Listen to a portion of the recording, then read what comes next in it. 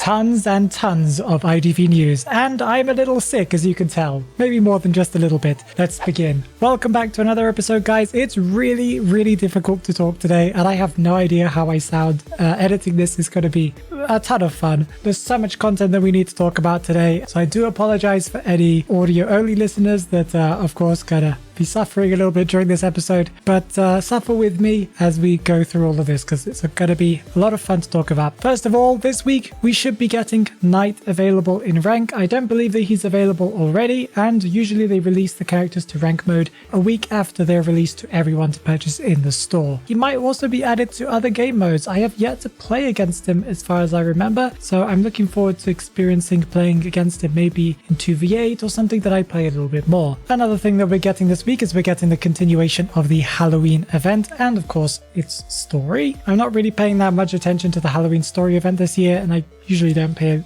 much attention to the events in any year, but if you're enjoying it, please tell me what it's all about, because I have no clue. Okay, let's talk about what's coming from the future, because we have a lot to talk about. On November 7th, we're getting the very exciting Persona 5 Royale Part 2 crossover that they talked about at the beginning of the summer when we got Part 1 returning. This is going to bring, as far as I can tell, only one new skin to the game, and that skin is going to be for Pharaoh Lady, and it's called Kasumi Yoshizawa. Again, I've never played Persona 5 Royale, so I don't know this character. And then this skin will have an alternate form that is called Violet. You'll be able to purchase this skin from the store, as far as I can tell, for 1,388 echoes. Like the other skins, you can awaken it by collecting a specific number of exploration seals, as far as I can tell.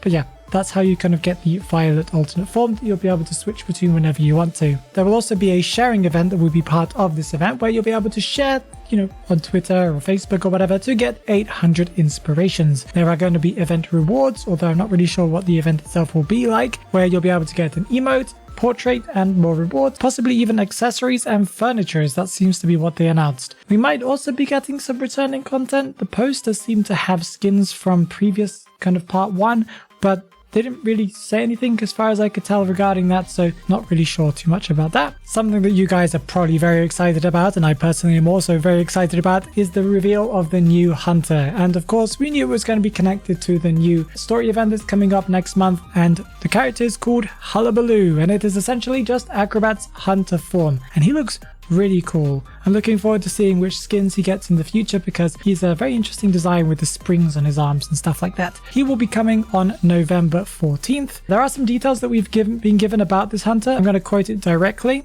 Regarding the new Hunter Hullabaloo, Mike Morton, the Chinese developers, confirmed in their live stream that the 3 bombs he possesses are 3 skills that correspond to the 3 areas of effect buffs for the Hunter. The Hunter does not have the ability to attack on his own. Instead, he must take advantage of the buff areas to stack 3 different buffs, after which he'll be able to execute basic attacks.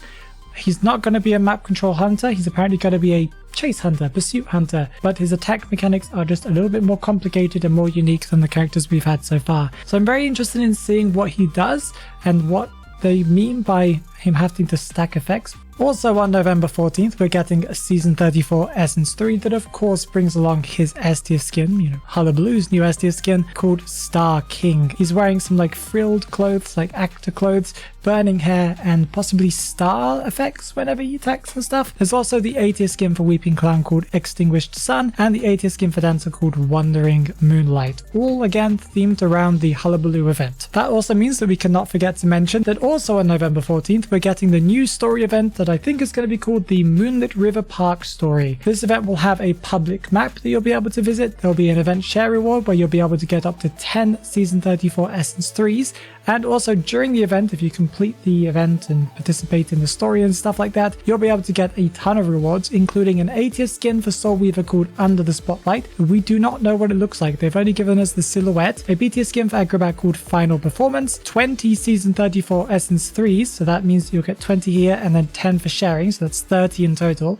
There are going to be portraits based on the participating characters. Portrait frame called Closing Night. An emote called Take a Bow for multiple hunters that are kind of connected to the event, and also another emote for survivors called Take a Bow as well. And an extra thing to add on top of that is they're going to be releasing some music, some EPs for all the characters that are involved in this event. So that's going to be Dancer, Wildling, all of that. Okay, now we're moving on from November 14th to November 21st, and that's going to give us the Thanksgiving event. And this event gives us tons of rewards. Again, we're getting so many things over the next coming months. An event portrait frame, 3 memory spheres, clues, fragments, rank protection cards, a 40% skin discount card, and more. All characters will be available to play during this Thanksgiving event, and there's going to be a ton of returning content as far as we can tell. There's going to be Gardener's S-tier skin called Monstrous Bird, Coordinator's S-tier skin Amazonite, Mind's Eye's S-tier skin Architect, Mercenary's S-tier skin Cheshire Cat, Feaster's S-tier Necromancer, and Bloody Queen's S-tier Night Tides, and also the pet for survivors called Mini Cipher Machine. If I'm going through this really quickly, it's because there's so much to talk about, and also the fact that I don't have the best voice right now, so I don't really want to keep you guys around for too long. So let's keep on going with November 28th. What can we expect on this date? We'll be getting the Autism Charity Project event. That is the one that we talked about in the past couple of episodes, where Toy Merchant was expected to get a skin. This skin has been announced, and it is a new A-tier skin for her, and it looks pretty. She's wearing a pretty yellow dress with star effects as well. Very similar again to the Mind's Eye one, but just in a different color.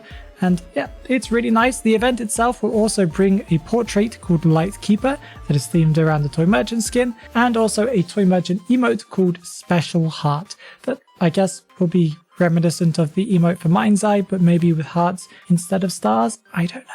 Now it's time to talk about what's coming on December 12th, and this is the essence that I'm most excited for because it's bringing along a skin for a character that I play the most. He's my favorite character. So first of all, we're getting an STF skin for Explorer that we don't know the name of. We're getting an A-tier skin for Barmaid that looks pretty as well. And we've also got an A-tier skin for Undead. Yes, Percy is finally getting a skin. He hasn't received an A-tier skin or higher for 3 years, and if you don't even count the fact that his only A-tier skin was a skin that was available in a crossover event, well, he hasn't received purchasable or unlockable A-tier skin for 4 years since his release back in November 2020. So I am very excited about getting this skin. He is my main. I know a lot of people don't like him.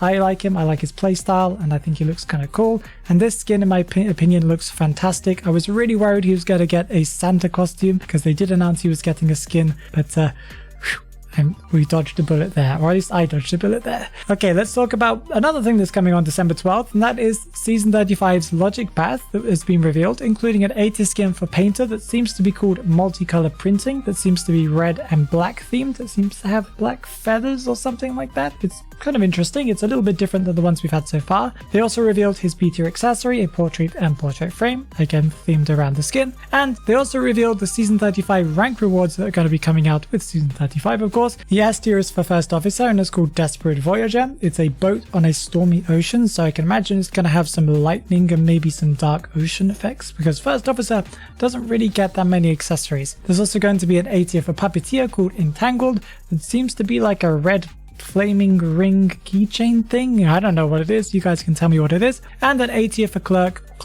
called Codex, and it's a mystical green book with green flames on it. So that was December 12th. Now we're moving on to December 19th. Yes, we're 2 months into the future at this point, and this is where they've announced what we're going to be getting for the Christmas event. The Christmas event is going to bring along a new public map that I'm really sad that we aren't getting like versions of maps that we can play proper matches on. They just seem to be ones where we can go and visit and take photos. I prefer stuff that is more gameplay oriented and less about aesthetics and stuff like that.